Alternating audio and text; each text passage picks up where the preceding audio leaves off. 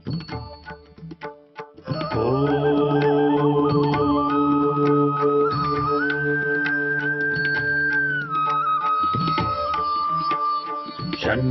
मित्रः शं वरुणः शन्नो भवत्वर्यमा शन्न इन्द्रो बृहस्पतिः शन्नो विष्णुरुक्रमः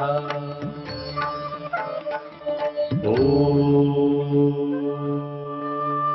शान्ति शान्ति शान्तिः।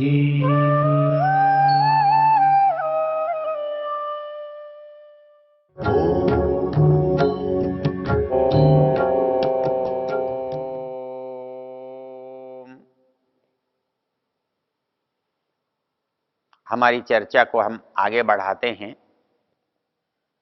इससे पहले के प्रकरण में हमने कुछ बातों को अनुभव किया था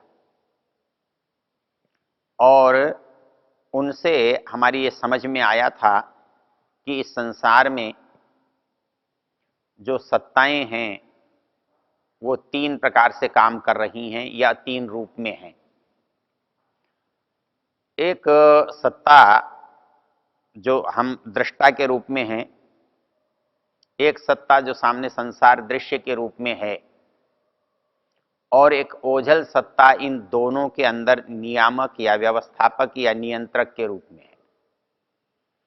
क्योंकि हमारी जो सत्ता है, यदि केवल हम इसकी ही सत्ता को स्वीकार करें और दूसरे को स्वीकार न करें तो हमारा जो अस्तित्व है, इस अस्तित्व का निर्माण हमसे नहीं हुआ है।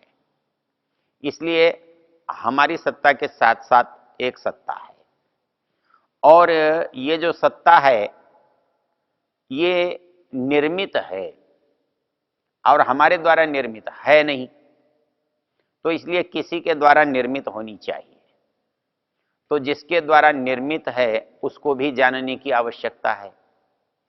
तो इस पूरे अध्याय में इन सब बातों को यथायोग्य दृष्टि से समझाया गया है और उनकी उपस्थिति कैसी है, उनका विस्तार कितना है, उनकी कार्यक्षमता क्या है, ये इन अध्यायों को पढ़ने से, इन मंत्रों को पढ़ने से समझ में आता है। आज हम इसके चौथे मंत्र की चर्चा कर रहे हैं। वो चौथा मंत्र है त्रिपादूर्ध्वः उदयित पुरुषः पादोस्येहा भवत् पुनः ततो विश्वं व्यक्रामत् शासनानशने अभि। इन मंत्रों को हम पहले शब्दार्थ में जैसे देखते हैं वैसा देखें। त्रिपादूर्ध्व उदयित पुरुषः, ये जो पुरुष है जिसकी आप चर्चा कर रहे हो वो ऊर्ध्व में त्रिपात है, अर्थात 3 गुना तक वो फैला हुआ है। ऊर्ध्व यहाँ उससे बाहर के लिए वाचक है, संसार की जो स्थिति है, उपस्थिति है, सीमा है, उससे बड़ा बताने के लिए है। त्रिपाद ऊर्ध्व उदयित पुरुष है, इति गच्छति, वो गया हुआ है, मतलब वो 3 गुना ऊंचे तक गया हुआ है, विस्तार में पाया पहुंचा हुआ है। और पादोस्येहा भवत् पुनः, और इस संसार में उसका जो अस्तित्व है, ये सारा संसार उसके अस्तित्व के 1/4 भाग में है। बासोस्येहा भवत् पुनः ततो विश्वं व्यक्रामत् शासनानशने अभि। इसको चर्चा को पहले मंत्र में जैसे कहा गया था, सहस्र शीर्षा पुरुष सहस्राक्ष सहस्रपात स भूमिम सर्वतः स्पृत्वा त्यतिष्ठत् दशांग। पुरुष एवेदं सर्वं यद्भूतं यच्च भाव्यम् उतामृतत्वस्य शान यदन्येनातिरोहति। उस बात को पुष्ट किया जा रहा है। कहता है कि जो इसका एक पग है, जो एक स्थान है, एक इसकी जो छोटी सी सीमा है, वो क्या कर रही है? कहता है त्रिपाद ऊर्ध्व उदयित पुरुषः पादोस्येहा भवत् पुनः ततो विश्वं व्यक्रामत्। इसने सबको अतिक्रांत किया है, यहाँ व्यक्रामत शब्द है। क्रमोपाद विक्षेपे, अर्थात सब कुछ को अपने नीचे दबा रखा है, अपने सामर्थ्य के अंदर बांध रखा है। और किसको बांध रखा है? शासनानशनी। अभी शासन जो खाता है, उपभोग करता है, अंदर लेता है, और अनशन जो नहीं लेता है, अर्थात जहां लेना संभव नहीं है। तो संसार दो तरह का हमको दिखाई देता है। हमने इसकी चर्चा आपको पहले की कि हमें ये जानना हो कि यहाँ कितनी चीजें हैं, इस संसार में कितनी वस्तुएं हैं जिनको जानना है। तो नियम यह है कि जैसी जैसी वस्तुएं एक जैसी हैं, उन एक जैसी वस्तुओं को हम एक तौर कर लेते हैं, उनका एक वर्ग बना लेते हैं। जैसे हम कोई बैठे हुए लोगों को जानना चाहते हैं तो हम उसमें देखते हैं कि ये लोग बैठे हैं, इनमें कुछ स्त्री हैं, कुछ पुरुष हैं, तो दो वर्ग बन जाते हैं। उसमें बच्चे हैं और बड़े हैं तो दो वर्ग बन जाते हैं। बच्चे बड़े बन जाते हैं, फिर पढ़े हैं, अनपढ़ हैं, ऐसे बन जाते हैं। अर्थात हमको जो जो एक जैसे दिखाई दें उनको हम एक जगह रखते हैं तो एक वर्ग बन जाता है। तो इस संसार को जब हम देखते हैं तो दो वर्ग हमारी समझ में आ जाते हैं, आसानी से पकड़ में आते हैं। एक वर्ग को हम जड़ कहते हैं, एक वर्ग को हम चेतन कहते हैं। अर्थात जहां पर क्रिया अपने आप नहीं हो रही है, क्रिया कोई दूसरा कर रहा है, दूसरे के कारण से जब क्रिया हो रही है, दूसरे के कारण से उसमें कोई परिवर्तन आ रहा है, तो उसको हम जड़ कहते हैं। क्योंकि वहाँ सुख है, दुख है, राग है, द्वेष है, इच्छा है, ये सब बातें जिसके साथ नहीं जुड़ती, जिसके अनुभव में नहीं आती, हम उसे जड़ कहते हैं। और जहाँ पर सुख, दुख, इच्छा, द्वेष, राग आदि पाई जाती हैं, अनुभव पाए जाते हैं, उसे हम चेतन कहते हैं। तो इस संसार के समस्त पदार्थों पर यदि हम दृष्टि डालें और एक एक का विवेचन करके देखें तो दोनों में से एक में आ जाएगा। वो कोई भी पदार्थ दुनिया का ऐसा नहीं है, या तो इसमें होगा या इसमें होगा, या तो जड़ के वर्गीकरण में होगा या वो चेतन के वर्गीकरण में होगा, वो तीसरे किसी वर्गीकरण में नहीं होगा। तो जो पदार्थ हम देख रहे हैं वो जड़ में है या चेतन में है। तो जड़ में है उनको हम भूत कहते हैं, पदार्थ कहते हैं, प्रकृति कहते हैं, संसार कहते हैं। और जो चेतन है उसे हम जीव कहते हैं, प्राणी कहते हैं, जीवात्मा कहते हैं, शरीरधारी कहते हैं। तो यदि ये दो ही चीजें होती तो दोनों तो हमारी समझ में बहुत आसानी से आ जाती, क्योंकि दोनों दिखाई दे रही हैं, दोनों का हमारे पास बोध है, दोनों को जानने के साधन हैं। हम किसी को आंख से जानते हैं, किसी को कान से जानते हैं, किसी को देखकर जानते हैं, किसी को स्पर्श करके जानते हैं। और जिनको सूक्ष्म है उनको हम कल्पना से, मन से, परीक्षण से जानते हैं, उपकरण से जानते हैं। और जो इनको चाहता है, इनका उपयोग करता है, इनसे लाभ उठाता है, इनसे हानि लाभ की कल्पना करता है, उसको भी हम जानते हैं। वो एक चेतन है, उसको चेतन सत्ता है। तो अब हमारी समझ में क्या आया कि ये जो संसार है ये दिखाई देता है। तो क्या संसार सदा ही दिखाई देता है?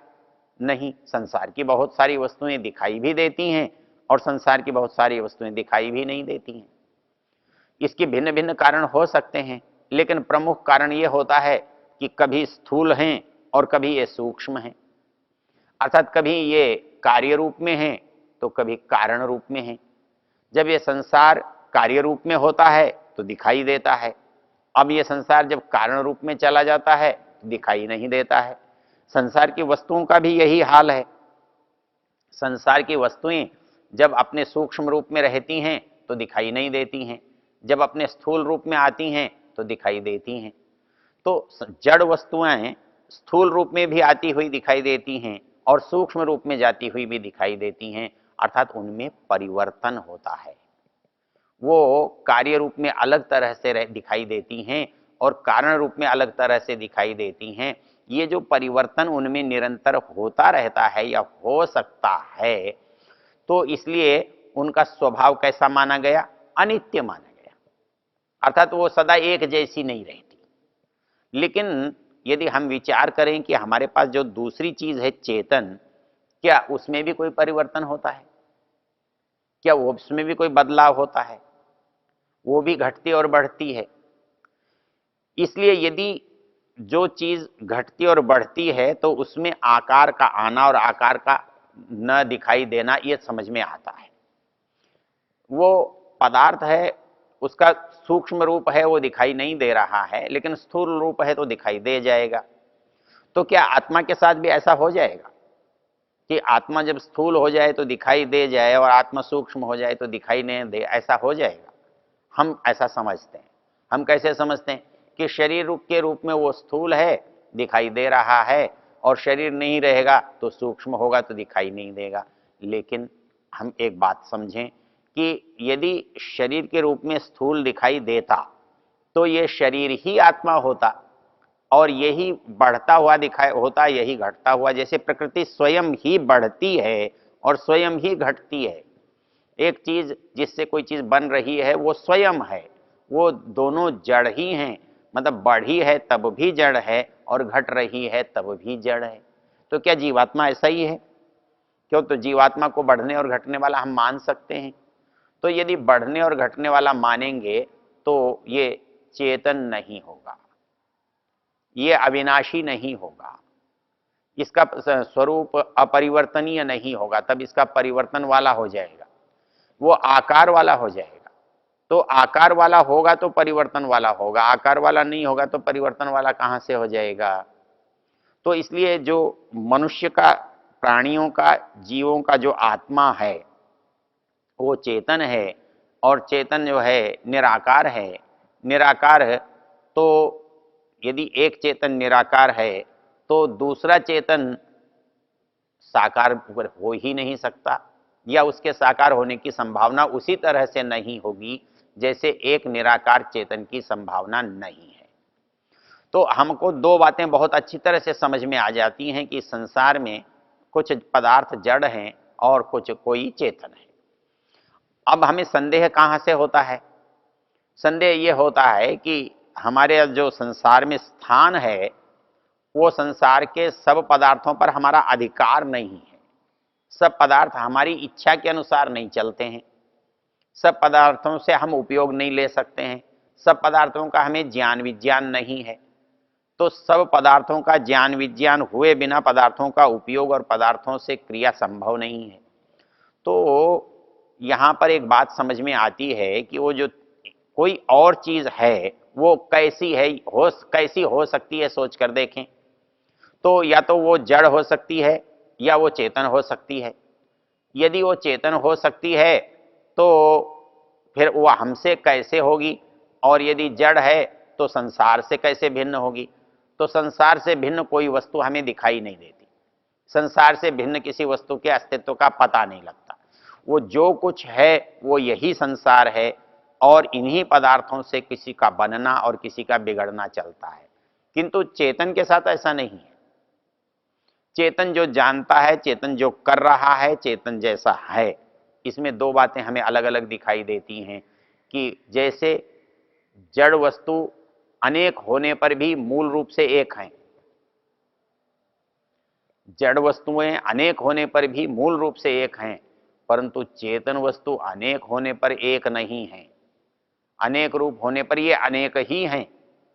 तो जैसे एक मनुष्य, एक प्राणी एक ही समय में गाय, घोड़ा, गधा, कुत्ता नहीं होता, जड़ वस्तु एक समय में जड़ होती है, चेतन वस्तु एक समय में चेतन होने पर भी चेतन का जो गुण है वो भिन्न भिन्न है।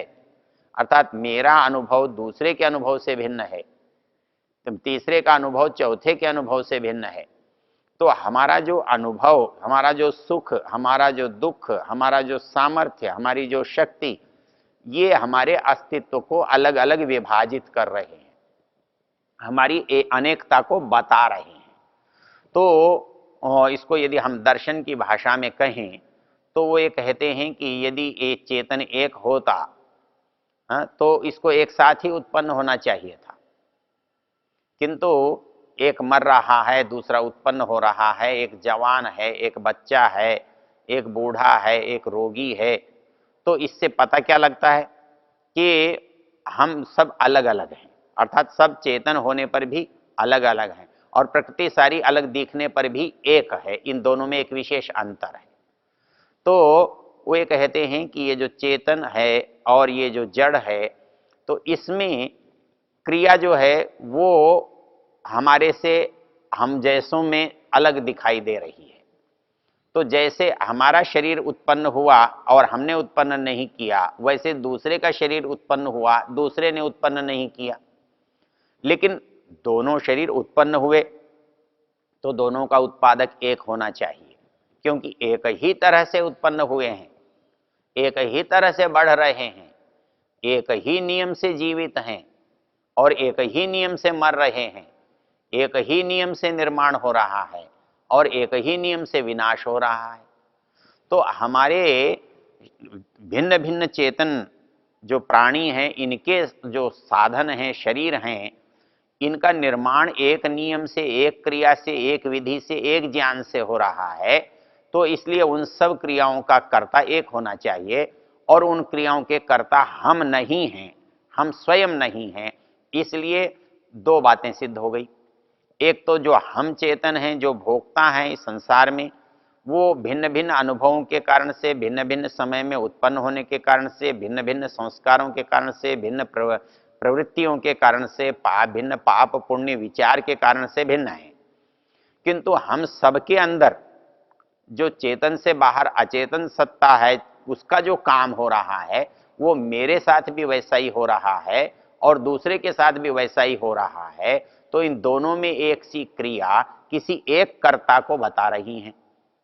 तो इस तरह जो चेतन है वो स्पष्ट हो जाता है कि इस संसार में जो जड़ पदार्थ हैं वो सारे जड़ अनेक दिखने पर भी एक ही कारण से पैदा हुए हैं, क्योंकि उनके अंदर समानता है, वो वापस उसी रूप में आते हैं।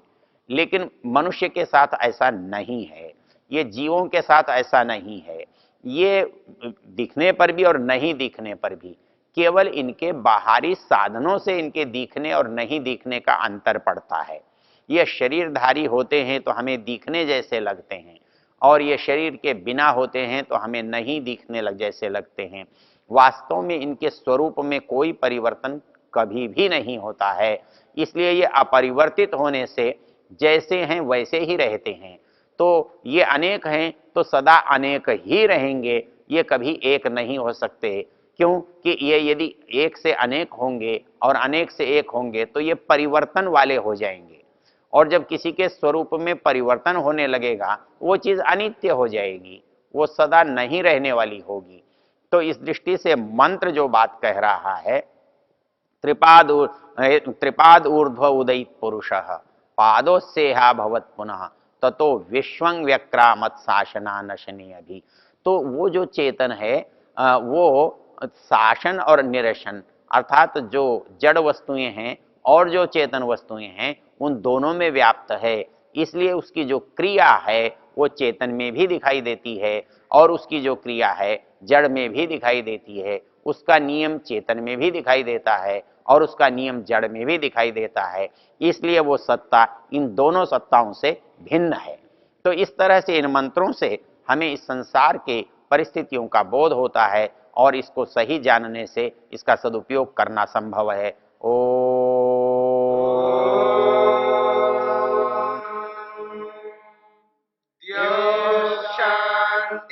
शांतिरंतरिक्षं शांतिर्पृथिवी शांतिरापः शांतिरोषधयः शांतिः वनस्पतयः शांतिर्विश्वे देवा शांतिर्ब्रह्म शांति सर्वं शांति शांतिरेव शांति शांति।